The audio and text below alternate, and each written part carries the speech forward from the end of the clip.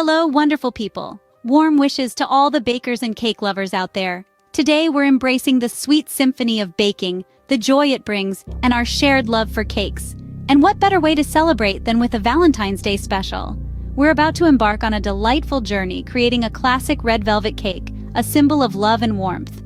So, are you ready to whip up some love with this special red velvet cake? Let's dive right in. First things first, gather all your ingredients.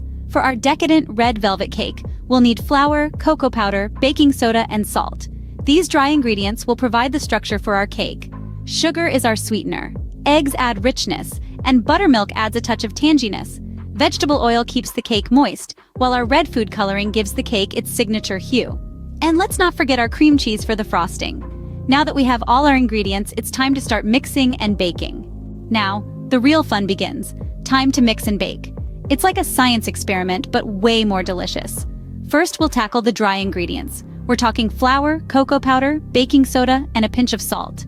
Combining these ingredients in one bowl ensures they're evenly dispersed throughout the cake. Next, we'll mix the wet ingredients in a separate bowl.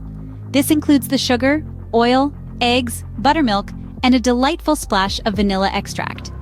Don't forget the star of the show, our red food coloring. This is what gives our red velvet cake its signature look.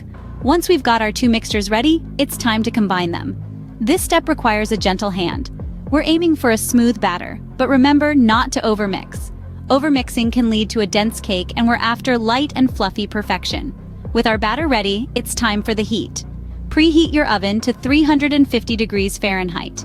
Pour the batter into a prepared cake pan, smoothing the surface with a spatula. Now, we bake. Our cake needs about 30 to 35 minutes in the oven.